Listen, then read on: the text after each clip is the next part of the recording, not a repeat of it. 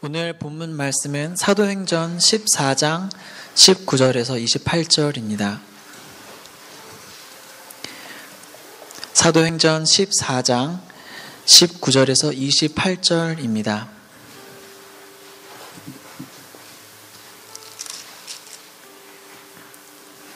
찾으신 줄 알고 봉독하겠습니다. 유대인들이 안디옥과 이고니온에 와서 무리를 충동하니 그들이 돌로 바울을 쳐서 죽은 줄로 알고 시외로 끌어내치니라.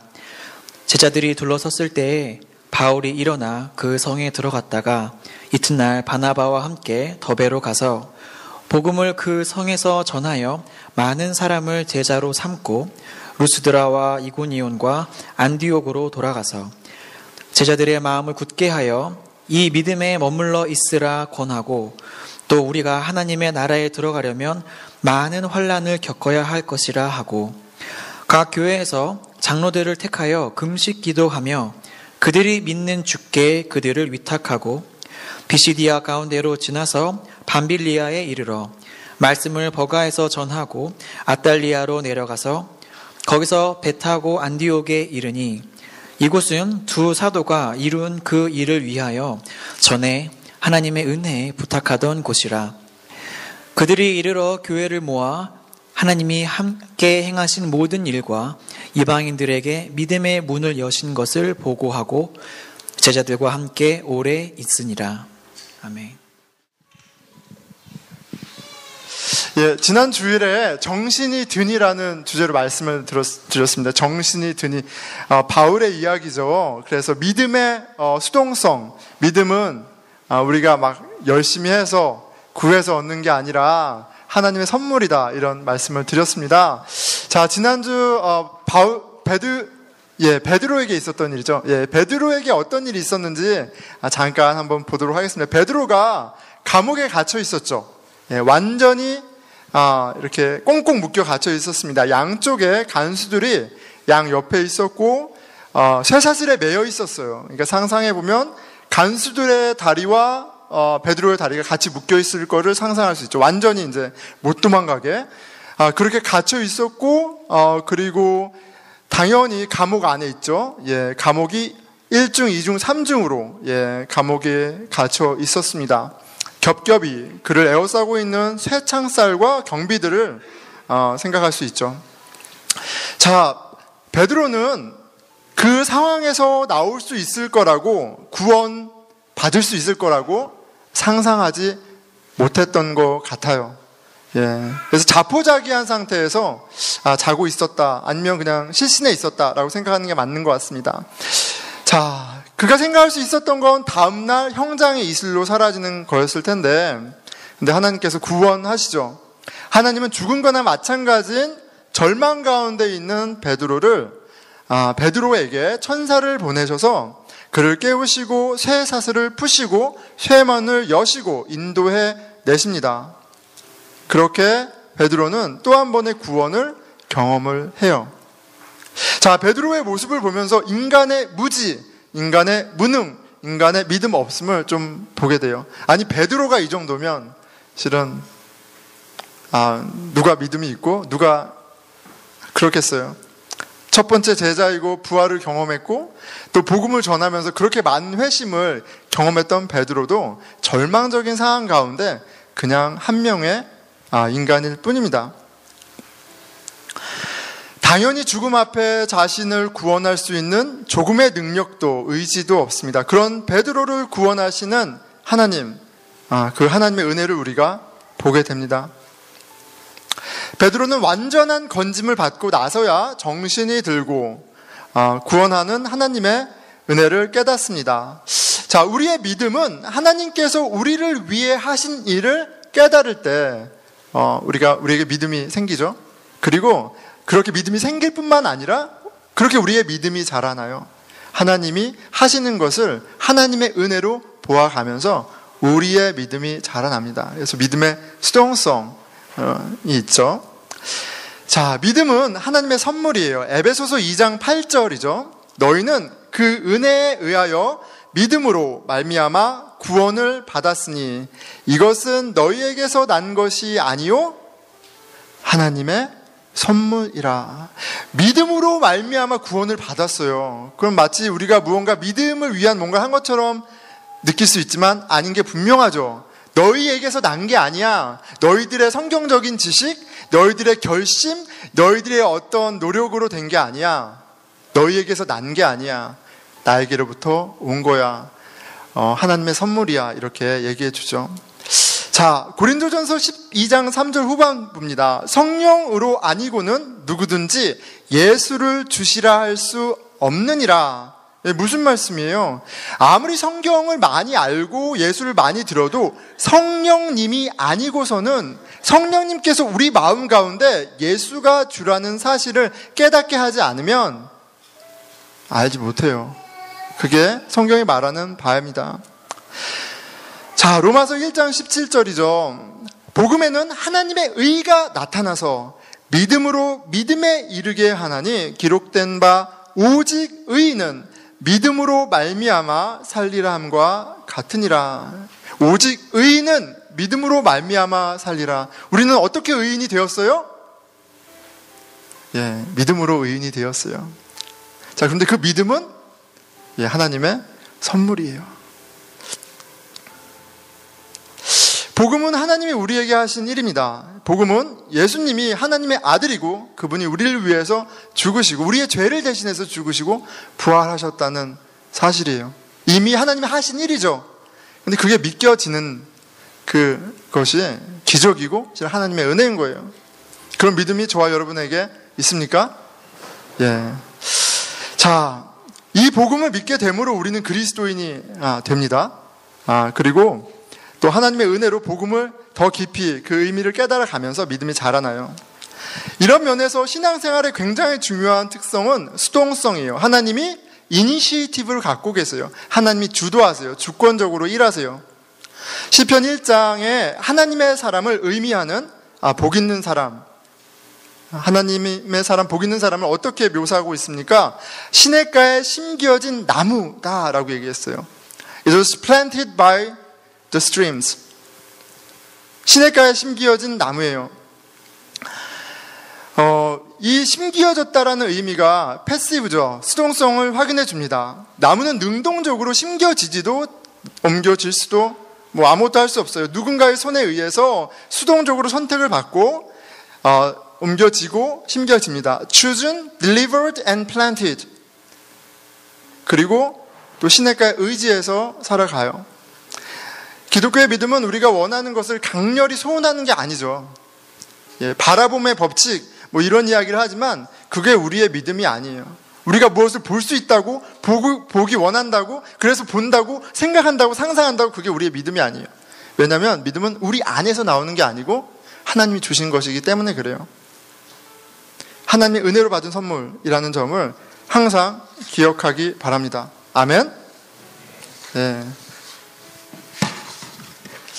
자, 그렇다면 이렇게 질문할 수 있는 것 같아요. 지난주에 그 하나님의 은혜, 전적인 은혜다 강조를 많이 했죠. 그래서 그럼 목사님, 그럼 우리는 뭘 해야 되나요? 다 하나님의 은혜고 우리는 무능하고 무지하면 우리는 어떡하죠? 이렇게 나이스하게 안 물어보시고 굉장히 도전적으로 물어보시고 몇 분이 그러셨습니다. 어제 저희 누나가 전화 와서 다른 얘기하다 갑자기 지난주 설교 얘기를 막 하더라고요, 저한테. 그럼 뭐 해야 되는 거냐고. 자, 기억해야 할 것은 믿음은 과정, 전이라는 거예요. 하나님 우리를 믿음을 주셔서 이게 다 끝난 게 아니라 이제 믿음 안에서 우리가 살아가는 거예요. 그리고 거기에는 우리의 역할이 있어요. 우리가 능동적으로 해야 되는 역할이 있습니다. 하나님이 은혜 안에서 우리는 예수를 주로 고백하는 교회로 부름을 받았어요. 하나님 하나님 역사하신 거죠. 그리고 이제 우리는 그 공동체 안에 머무르는 역할이 있어요. 교회 안에서 말씀과 기도, 예배를 드리고 서로 사귐으로, 서로 보살핌으로 이제 우리의 믿음은 이제 교회 안에서 자라납니다. 오늘 본문에서 바울이 하나님의 은혜로 복음을 믿어 제자가 된 이들에게 이렇게 권하고 있어요. 14장 22절이죠. 제자들의 마음을 굳게 하여 이 믿음에 머물러 있으라 권하고, 이 믿음에 머물러 있으라 권하고 있습니다. 자, 일찍이 바울이 비시디아 안디옥 회당에서 복음을 전하고 그에게 왔던 유대인들에게 했던 말하고 권면하고 같은 내용이에요. 13장 43절이죠. 회당의 모임이 끝난 후에 유대인과 유대교에 입교한 경건한 사람들이 많이 바울과 바나바를 따르니 두 사도가 더불어 말하고 항상 하나님의 은혜 가운데 있으라 권하니라. Continue in the faith, continue in the grace of God. 같은 이야기예요. 이제 믿음을 받았으니까, 이제 하나님의 은혜 안에 은혜를 알게 되었으니까 그 안에 머물러라, 그 안에 거하라. 그게 너의 능동적인 몫이다. 너가 해야 될 몫이다 얘기합니다. 이제 우리는 믿음을 온전하게 하시는 일을 이이신 주님을 바라보는 거예요. 히브리서 12장 2절 전반부죠. 믿음의 주여 또 온전하게 하시는 이인 예수를 바라보자. 믿음의 주여, 믿음을 주신 분도 예수님이에요. 성령님이 그리스도의 영이시잖아요. 믿음을 주신 분도 예수님이고 그 믿음을 온전하게 자라나게 하시는 분도 예수님이에요. 그 예수님을 바라보자. 믿음 안에 거하라. 하나님의 은혜 안에 거하라. 주를 바라봐라. 다 같은 말이에요. 신앙의 첫 번째 요체는 그 믿음을 주님의 은혜로 말미암아 시작하는 거라면, 두 번째는 그 믿음 안에 머무는 겁니다. 말씀과 기도와 예배, 성경 공부, 교회 모든 모임의 첫 번째 목적은 믿음 안에 머물러 있기 위함이에요. 하나님께 무엇을 해드리고자 아니면 더 나은 크리스찬이 되고자 하는 그런 목적이 아니라 우리에게 허락하신 그 믿음 안에 머물러 있는 것이 우리의 목적입니다. 주신 은혜 안에 거하는 거예요.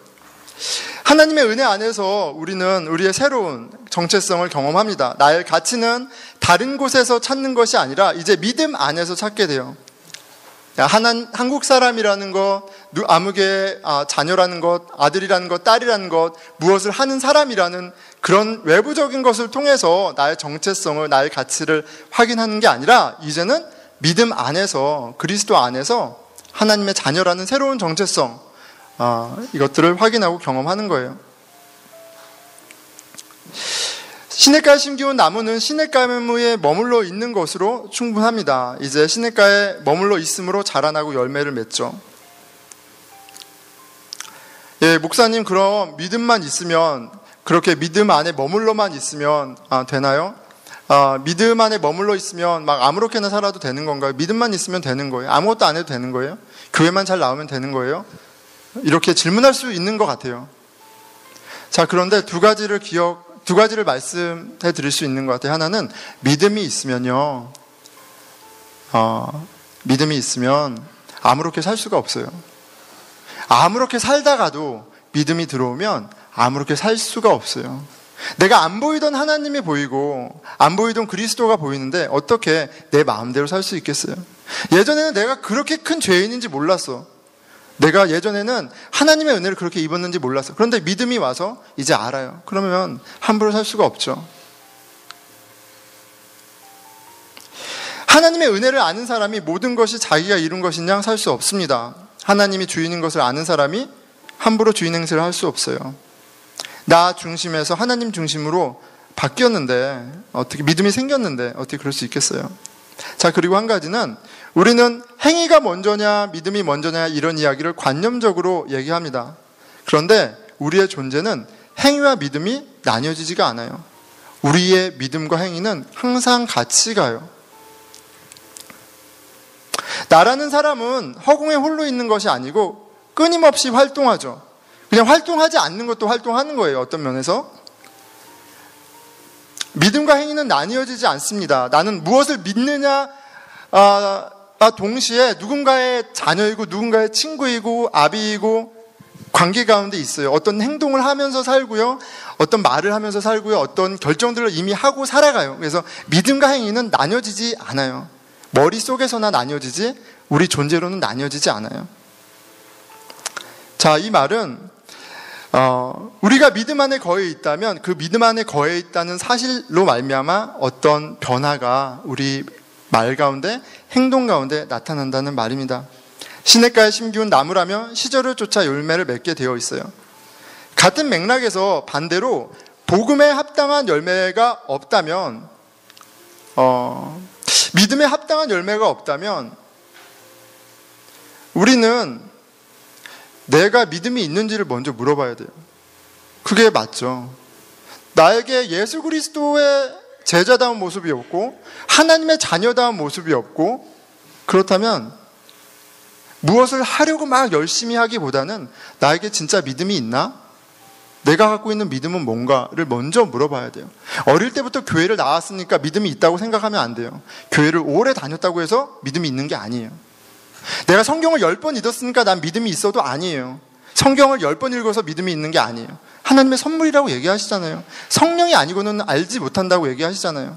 그렇다면 내가 믿음이 있는지, 믿음과 행위를 나누지 말고 내가 정말 믿음이 있는지 물어봐야 돼요. 언제요? 나에게 예수 그리스도의 제자다운 모습, 하나님의 자녀다운 모습, 은혜로운 모습이 없다면 그것부터 먼저 질문해야 할 겁니다. 자, 믿음 안에 우리는 새로운 존재가 되었어요. 이게 성경이 말하는 바죠. 예수님도 마태복음 5장 7장 산상수훈에서 말씀하세요. 산상수훈은 하나님의 나라에 관해서 예수님이 직접 설교하신 내용이에요. 하나님의 나라에 대해서 얘기하세요. 전반부는 그 하나님 나라의 백성, 복 있는 사람에 대해서 이야기를 하세요. 팔복, 복 있는 사람에 관한 이야기죠. 팔복에 이어서 우리가 너무나도 익숙하게 아는 빛과 소금에 대해서 이야기를 하세요. 이건 존재에 관한 이슈예요. 너희는 빛이다, 너희는 소금이다, 이렇게 말씀을 하세요. 너희는 세상의 소금이니 소금이 만일 그 맛을 잃으면 무엇으로 짜게 하리요? 후에는 아무 쓸데없어 버려져 사람에게 밟힐 뿐이니라.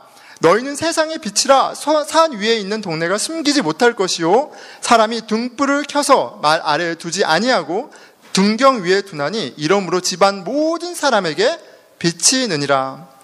소금과 빛의 공통점은 유용성이겠죠. 굉장히 필요한 거예요. 당시에는 냉장고가 없었겠죠.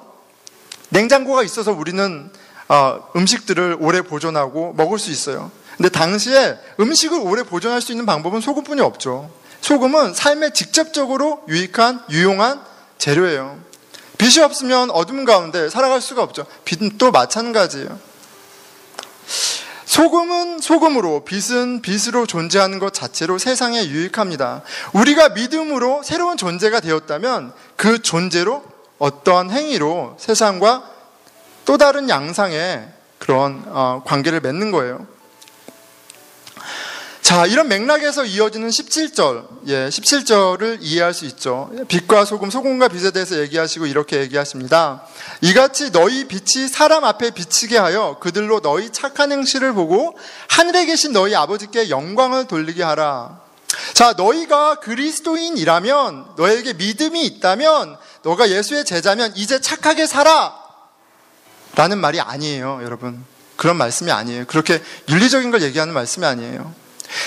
오히려 하나님의 은혜 안에서 참 믿음이 우리의 존재를 변화시켰을 때 어떠한 행실이 나오고 그 결과가 어떻게 하나님께 영광이 되는지 보여주는 말씀이에요. 착한 사람이니까 착한 행실을 하는 거지, 내가 내 마음의 동기가 불순한데 행실을 한다고 해서 착한 행실이 되는 게 아니에요. 우리의 믿음이 우리의 행위로 표현되는 겁니다. 여러분, 우리는 그 믿음 안에 살아서 우리의 가치를, 우리의 존재를, 우리의 의미를 복음 안에서 찾고 하나님의 은혜 안에서 찾고 있습니까? 경험하고 있습니까? 아니면 무슨 말씀인지 무슨 말인지 전혀 감이 오지 않으세요?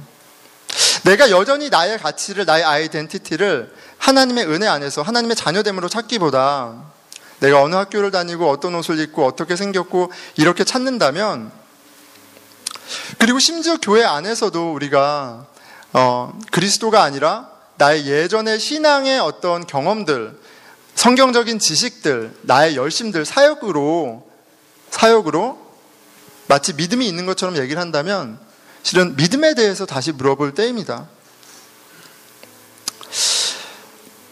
우리는 행위로 믿음을 얻거나 증대할 수 없어요. 그렇게 시작하지도 않았고요. 우리 신앙의 과정은 그렇게 확대되거나 자라나지도 않아요. 믿음은 처음부터 끝까지 선물입니다.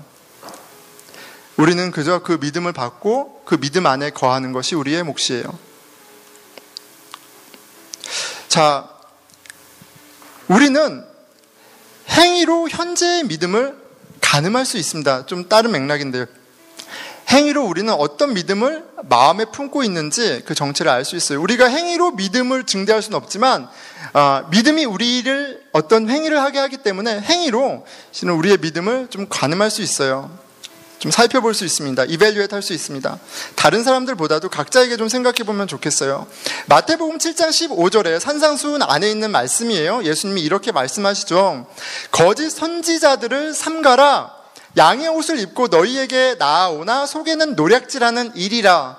여러분, 세상에 나쁜 사람들 많죠. 예, 세상에 악한 사람들 많아요. 사기꾼들 많죠. 자, 거짓 선지자들은 그런 악인들, 하나님을 전혀 상관없이 살아가는 사람들 얘기하는 게 아니에요. 왜냐하면 선지자는 어떤 직업이에요? 하나님의 뜻을 전하는 사람이에요. 하나님 신앙, 야훼 신앙 안에 있는 종교적인 포지션이에요. 우리로 치면 이 거짓 선지자는 교회의 리더십이지만 가짜를 얘기하는 거예요. 가짜 목사가 있다는 거예요. 가짜 신앙인이 있다고 얘기를 하시는 거예요. 가짜 믿음이 있다고 얘기를 하시는 거예요. 이어서 말씀하십니다. 그들의 열매로 그들을 알지니 가시나무에서 포도를 또는 엉겅퀴에서 무화과를 따겠느냐. 이와 같이 좋은 나무마다 아름다운 열매를 맺고 못된 나무가 나쁜 열매를 맺나니 좋은 나무가 나쁜 열매를 맺을 수 없고 못된 나무가 아름다운 열매를 맺을 수 없느니라. 아름다운 열매를 맺지 아니하는 나무마다 찍혀 불에 던져지느니라. 그러므로 그들의 열매로 그들을 알리라. 그러므로 그들의 행위로 그들의 믿음을 알리라. 이렇게 얘기하시는 거죠. 여러분, 이 행위는요, 어떤 사역을 하느냐, 얼마나 많은 것을 아느냐, 무슨 일을 하느냐, 이런 이야기가 아니에요. 여기서 말하는 열매, 행동은 그 사람의 godly character예요. 그 부분에 대해서 사도 바울이 오해하지 않도록 성령의 열매로 설명해 줬습니다. 오직 성령의 열매는 사랑과 희락과 화평과 오래 참음과 자비와 양성과 충성과 온유와 절제니 이 같은 것을 금지할 법이 없느니라. 이 9가지 열매를 이야기하는 동사가 싱귤러, 단수예요. 헬라어는 단수 복수가 명확하죠. 9가지 다른 열매를 얘기하는 거라면 복수 동사를 쓸 거예요. 그런데 싱귤러, 단수 동사를 썼어요. 이 열매는 9가지 different kinds가 아니라 진리 안에 맺혀지는 한 열매의 9가지 맛을 얘기하는 거예요. 여러분, 이 맛이 여러분 모습 가운데 있습니까? 여러분 가운데 사랑과 기쁨과 화평과 오래 참음과 mercy, 자비와 양성과 충성과 온유와 절제라는 그런 모습이 보이나요? 믿음이 있다고 하지만, 그래서 교회에서 많은 일을 하지만 하나님의 은혜와 전혀 상관없이 보이는 사람들로 인해 당황스럽습니다. 믿음이 있다는 것이 근거 없는 자부심이 되어서 사람을 깔보거나 함부로 대하는 사람이 있을 때 당황스럽습니다. 믿음의 완성이신 예수님은 겸손한 왕이신데 그 예수를 믿는 사람이 교만할 수는 없겠죠. 오히려 하나님의 은혜는 우리로 겸손하게 합니다. 하나님의 은혜, 하나님을 안다는 것, 그 믿음은 우리를 겸손하게 해요. 그런데 이 겸손은 유교의 벌추가 아니에요. 나를 낮추는 게 아니에요. 겸양이 아니에요. 제가 뭐 그런 걸 할 수 있어요. 전 잘 못해요. 저는 아무것도 아니에요. 이렇게 말하는 게 여기서 말하는 겸손이 아니에요. 우리는 그렇게 말하면서도 얼마나 스스로 교만합니까? 근데 여기서 말하는 겸손은 우리 마음의 눈이 열려 믿음이 생겨서 믿음의 눈으로 하나님을 바라봤을 때 그 거룩하신 하나님, 그 의로우신 하나님, 그 아름다운 하나님 앞에 나의 초라함을 발견했을 때 생기는 모습이에요. 믿음은 우리를 겸손하게 할 수밖에 없어요. 그게 더 나은 벌추여서가 아니라 우리에게 믿음이 있기 때문이에요. 우리가 은혜를 알기 때문이에요. 자, 우리는 믿음으로 구원받습니다. 그리고 행위를 통해 우리의 믿음이 어떠한지 분별하죠. 여러분, 저와 여러분은 어떻습니까? 저와 여러분 어떠세요? 믿음을 가지려고 막 애쓰는 거 말고 저와 여러분의 믿음은 어떻습니까? 자, 우리 바울을 오늘 본문을 통해서 한번 보겠습니다. 바울은 어떠한가? 자, 본문 보기 전에 바울의 고백을 좀 보겠게요. 바울은 그리스도의 계시로 하나님의 큰 일을 깨닫고 회개했어요. 다메섹에서 예수 그리스도께서 직접 만나주셨죠. 그리고 꼬꾸라지고 회심하죠. 갈라디아서 1장 11절에서 바울은 그 사건을 이렇게 얘기합니다. 이는 내가 사람에게서 받은 것도 아니요 배운 것도 아니요 오직 예수 그리스도의 계시로 말미암은 것이라. 하나님의 예수 그리스도의 revelation, 계시로 내가 믿음이 생겼어. 복음을 알게 됐어. 하나님의 의를 깨달았어. 이렇게 얘기하는 거죠. 자, 그런데 바울이 앞서 얘기하는 내가 사람에게 받은 것도 아니요 배운 것도 아니요 이 말에서 그렇기 때문에 바울이 성경을 아예 몰랐나요? 율법을 아예 모르나요? 그렇지 않죠. 바리새인 중에 바리새인이었어요. 율법 학자였을 뿐만 아니라 집행자였어요.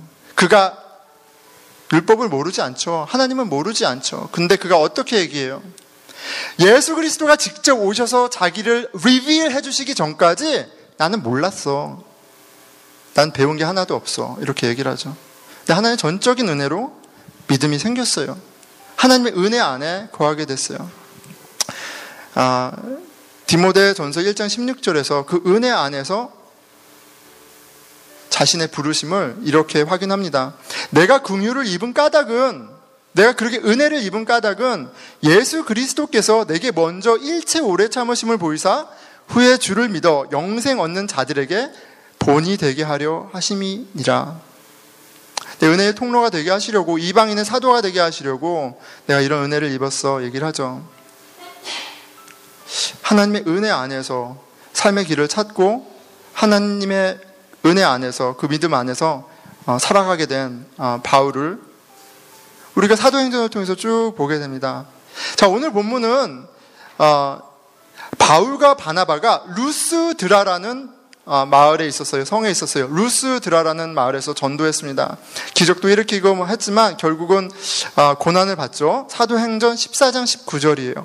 유대인들이 안디옥과 이고니온에서 와서, 유대주의자들이 왔어요. 와서 무리를 충동하니 그들이 돌로 바울을 쳐서 죽은 줄로 알고 시외로 끌어내치니라. 어떤 일이에요? 지금 돌 맞아서 거의 실신한 상태예요. Supposing that he was dead. 얼마나 많이 돌로 맞았으면 사람들이 보기에 살 가망이 없다고 여길 정도로 Supposing he was dead. 자, 그런데 돌로 사람을 때리는 건 어떤 걸 의미합니까? 유대인들에게 캐피탈 퍼니시먼이죠. 사형을 집행한 거예요. 사형을 집행한 거예요. 그냥 사람들 간의 오해가 있거나 아니면 나를 미워하는 사람들이 나를 린치한 정도가 아니라 율법에 따라서 유대인들에 의해서 사형을 언도받은 거예요. 자, 이와 비슷한 장면이 사도행전 전반부에 있죠. 스데반 집사님의 경우를 기억할 수 있을 것 같아요. 처음에 돌로 맞아서 순교하시잖아요.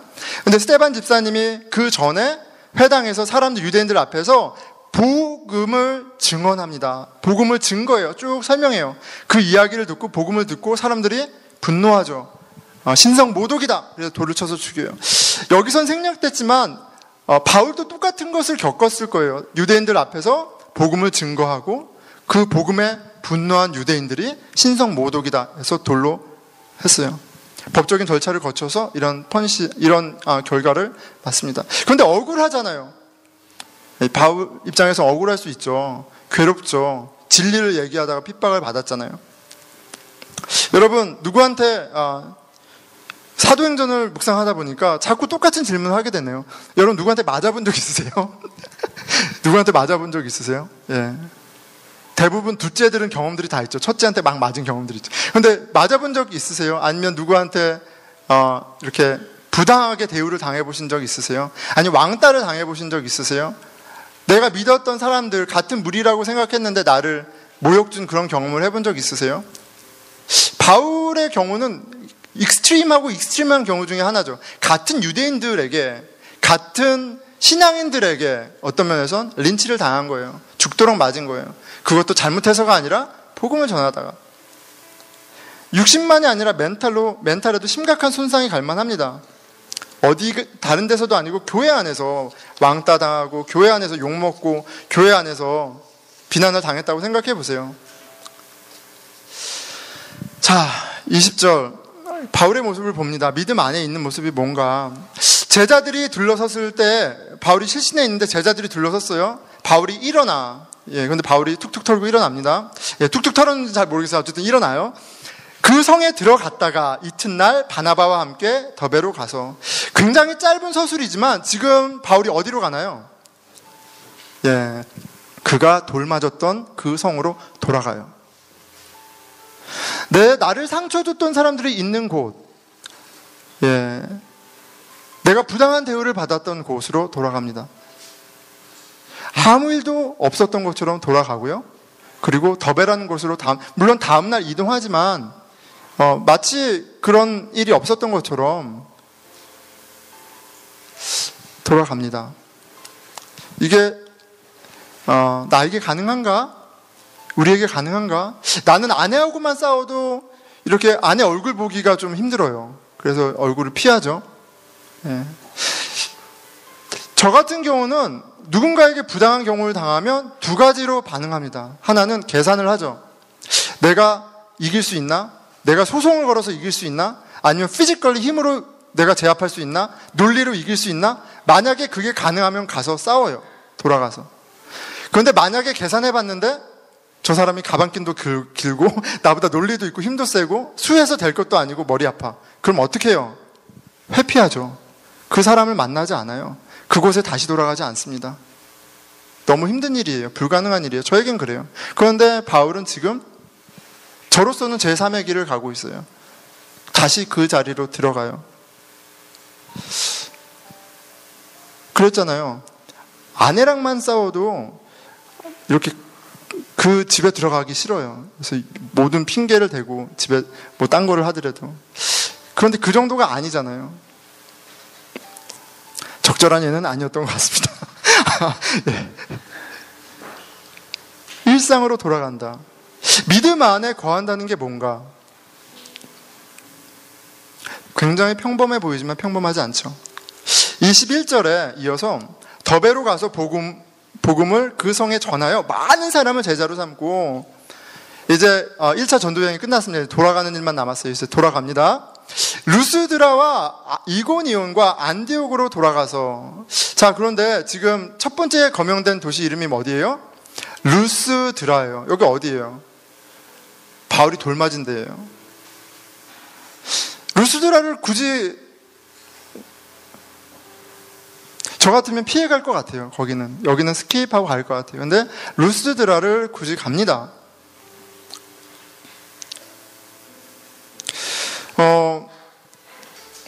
그리고 22절 루스드라만이 아니라 이제 돌아오는 길에 그들이 복음을 전했던 곳에 가서 이제 22절 오늘 좀 집중해서 우리 같이 주목해서 보는 본문 말씀이에요. 제자들의 마음을 굳게 하여 이 믿음에 머물러 있으라 권하고. 바울이 복음을 전하고 복음을 믿는 일이 있어서 교회 공동체가 세워졌는데 그 공동체에 장로를 세웠다는 얘기는 있죠. 그런데 이 공동체가 어떻게 운영이 되고 어떻게 조직하고 어떻게 섬김을 하고 어떤 사역을 하고 이런 내용은 하나도 없어요. 물론 있었겠지만 하나도 없어요. 근데 가장 중요한 거 한 가지, 바울이 교회에 남기고자 했던 가장 핵심적인 신앙생활의 한 가지를 남기고 떠났다는 거 우리가 알 수 있어요. 뭐예요? 이 믿음에 머물러 있으라 권하고 왔어요. 믿음에 머물러 있어라. 믿음에 머물러 있어라. 하나님께 받은 믿음, 은혜의 복음 안에 거하라고 권합니다. 또 우리가 하나님의 나라에 들어가려면 많은 환난을 겪어야 할 것이라 하고, 지금 루스드라에 있는 제자들에게 얘기하는 거예요. 믿음 안에 거하라. 그리고 무슨 얘기예요? 믿음 안에 거하면 너의 하는 일이 다 잘 될 거야 라고 얘기하는 게 아니죠. 믿음이 있으면 이제 너는 만사 오케이야 라고 얘기하지 않아요. 많은 환난을 겪어야 할 것이다. 근데 루스드라에 있던 사람들은 바울이 환난 받는 걸 또 본 사람들이에요. 그리스도인으로 산다는 게 이 세상에서 쉬운 삶이 아니라는 걸 바울도 보여주고요. 그리고 이야기하고 있어요. 그런데 그 쉽지 않는 삶을 살 수 있는 방법을 또한 얘기해주고 있는 거예요. 뭐예요? 이 믿음 안에 거하라. 신학교 가라는 얘기도 아니고요. 어떤 사역을 하라는 얘기도 아니고요. 교회를 높이 세우라는 것도 아니고요. 돈을 많이 갖고 좋은 일을 하라는 것도 아니고요. 하나예요. 이 믿음 안에 거하라. 그 믿음이 너희를 살린다라고 얘기해주고 있어요. 너희에게 주신 그 믿음 안에 거하라. 헷갈리지 말고 얘기를 하시는 거죠. 의인은 오직 믿음으로 말미암아 살리라. 성경 공부할 때 한 번 듣고 외우는 구절이 아니에요. 신앙의 요체예요. 예수를 믿는 믿음으로 바울은 사도의 삶을 산 거죠. 그 믿음 안에 있기 때문에, 그 하나님의 은혜 가운데 있기 때문에 나를 멸시하고 나를 조롱하고 나를 핍박했던 사람들이 보이지 않기에 그곳으로 돌아가고 그의 일상을, 삶을 살아갈 수 있었던 거 아니겠어요? 우리가 왜 다른 사람들의 평가와 다른 사람들의 소리와 이야기에 또 과거에 매여서 오늘을 제대로 못 살고 있나 한번 생각해 보세요. 믿음이 없다면 뭐 어쩔 수 없다 그래요. 그런데 내가 하나님 안에 하나님의 자녀가 됐다는 믿음이 있다면, 내가 과거에 매여 있고 사람의 평판에 매여 있다는 건 오히려 이상한 거예요. 우리에게 믿음의 수동성을 기억하는 것만큼이나 중요한 것은 능동적으로 믿음 안에 거하는 겁니다. 우리에게 믿음을 더해 주시기를 구하는 거예요. 바울은 안디옥에 돌아와 선교 보고를 하죠. 그들이 이르러 교회를 모아 하나님이 함께 행하신 모든 일과 이방인들에게 믿음의 문을 여신 것을 보고하고 제자들과 함께 오래 있느니라. 믿음의 문을 여시는 분은 하나님이라는 걸 동일하게 증언하죠. 이 믿음 안에 우리는 하나님께 기도하고요, 하나님의 하실 일을 기대합니다. 목사님, 알겠습니다. 이제 믿음 안에 거하는 것이 굉장히 중요하다는 거 알겠어요. 자, 그런데 여전히 믿음 안에 거하는 것이 뭔지 잘 모르겠어요 라고 얘기할 수 있죠. 근데 그 믿음 안에 거하는 것에 대해서 얘기하기 전에 거듭 우리가 한번 생각해 봤으면 좋겠어요. 우리에게 거할 믿음이 있는가? 내가 정말 예수 그리스도를 아나?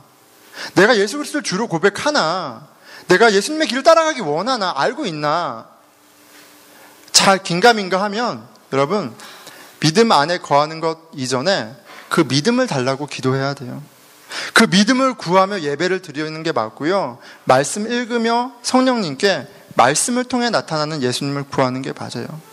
그게 첫 단추입니다. 자, 하나님은 저와 여러분에게 하나님의 말씀, 성경을 주셨습니다. 그리고 이 말씀을 통해서 하나님은 믿음을 주신다고 하세요. 로마서 10장 17절이죠. 그러므로 믿음은 들음에서 나며 들음은 그리스도의 말씀으로 말미암았느니라. 우리가 문자적으로 읽는 것이 살아서 우리에게 진리가 되는데 성령님이 개입하시죠. 그런데 여전히 우리는 성경, 하나님의 말씀을 들음으로 하나님 우리에게 믿음 주시는 일이 일어나요. 그런데 믿음을 그렇게 받을 뿐만 아니라 우리는 하나님의 말씀을 묵상함으로 또 그 믿음 안에 거하는 삶을 사는 거예요. 어떻게 믿음 안에 거해요? 하나님의 말씀을 묵상하는 삶이 곧 믿음 안에 거하는 삶입니다. 매일 말씀 앞에 서요, 성령의 도우심을, 복음을 듣고 또 깨닫기를 구합니다. 디모데후서 3장 14절이에요. 그러나 너는 배우고 확신한 일에 거하라. 너는 내가 누구에게서 배운 것을 알며 또 어려서부터 성경을 알았나니 성경은 능히 너로 하여금 그리스도 예수 안에 있는 믿음으로 말미암아 구원에 이르는 지혜가 있게 하느니라. 어려서부터 성경을 알았나니 하나님의 말씀이 너희로 하여금 예수 그리스도를 알게 해, 복음을 알게 해. 그 믿음으로 우리가 구원받아. 말씀 묵상은 믿음 안에 거하는 신앙생활에 있어서 우리가 가장 적극적으로 할 수 있는 믿음의 반응이에요. 시편 1편 2절이죠.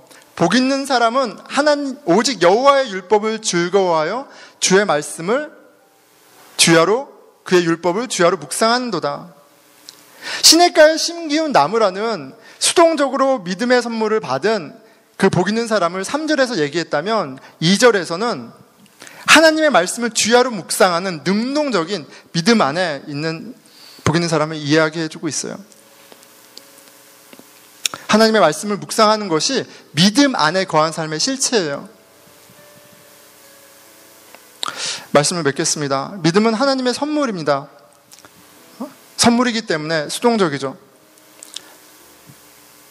그런데 우리는 동시에 능동적으로 믿음 안에 거함으로 믿음의 사람으로 자라납니다. 우리 몫이 있어요. 깨닫게 하신 바, 그리고 더 깊은 깨달음을 구하며 말씀을 묵상하는 거예요.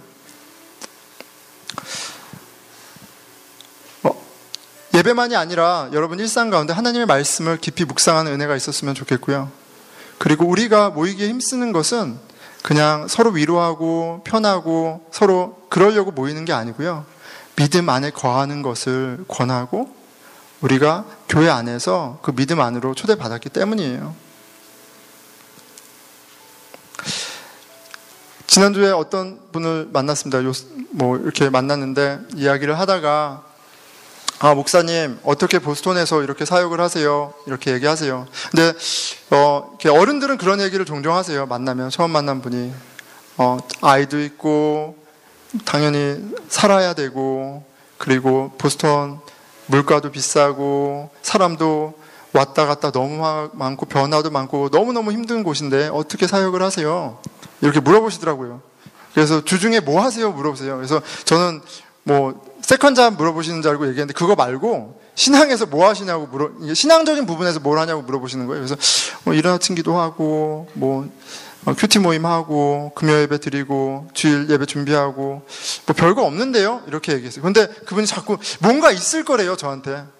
뭔가 있지 않으면 여기서 할 수 없대요. 그래서 도대체 뭐가 있지? 한참 그래서 뭔가 대답을 해야 될 거 아니에요. 그래서 얘기를 하다가 딱 생각이 난 것 같아요. 제가 이른 아침 기도를 하고 있습니다. 이렇게 해서. 여러분 오해하지 마세요. 이른 아침 기도 나오라는 얘기 아닙니다. 이른 아침 기도를 하고 있습니다. 근데 그 시간이 저한테는 굉장히 은혜로운 시간이에요. 이렇게 6시부터 7시까지 하는데 15분 동안 짧게 나누고 45분 동안 그냥 무릎 꿇고 있어요. 자기도 하고 이렇게 그러고 있어요. 그런데 그 가운데 하나님이 저에게 채우시고 하나님이 저를 위로하시고 하시는 것들을 경험해요. 근데 아마도 그게 저에게 이렇게 믿음이 자라고 믿음의 삶을 살 수 있게 하는 매일매일의 원동력인 것 같아요. 그런 얘기를 했어요. 근데 가만히 보니까요. 제가 교회가 좋아서 남았다는 얘기를 많이 하잖아요. 근데 제가 2000년도 신앙생활 하면서 올해까지 19년째 이른 아침 기도를 하고 있어요. 자랑하는 게 아니고요. 그냥 매일매일 그냥 하다 보니까 19년 동안 한 거예요. 그런데 19년 동안 이른 아침 기도를 하면서 가장 많이 나올 때가 한 10명 나오고요. 대부분 1명, 2명 거의 사람이 나오지 않습니다. 그렇게 큰 의미가 있는 그런 사역이 아니에요. 그런데 저를 돌아봤을 때 그저 무릎 꿇고 그날 아침 말씀 가운데 하나님의 은혜를 구하는 그 시간이 그 믿음 안에 있던 그 시간이 하나님이 나를 채워주시고 복음을 깨닫게 하시고 교회를 깨닫게 하시고 살아가게 하는 원동력이었어요. 여러분 우리가 말씀은 나름 열심히 보려고 하잖아요. 그런데 여러분 기도의 생활에도 좀 한번 점검했으면 좋겠습니다. 그런데 이런 건 좀 내가 원하는 거 막 말하는 기도 말고 아버지니까 들으시죠. 그러니까 원하는 거 얘기하세요. 저도 합니다. 그런데 우리에게 은혜를 베푸시고 믿음을 주시는 그 아버지를 기억하시고 좀 얘기하지 말고 가만히 하나님을 바라보는 기도를 좀 드렸으면 좋겠어요. 이른 아침 기도에 도움을 받아도 되지만 여러분 일상 가운데 5분, 10분, 15분, 20분 길면 길수록 좋은 것 같아요. 그냥 아무 말 하지 말고 하나님의 은혜를 구하는 믿음으로 하나님을 바라보는 시간을 한번 가져보세요. 그 시간이 저를 지켜준 것처럼 여러분들의 믿음의 눈을 하나님의 은혜를 더 깊게 경험하게 해주시지 않을까 하는 기대를 해봅니다. 이 믿음 안에 거하라. 이 믿음 안에 거하라.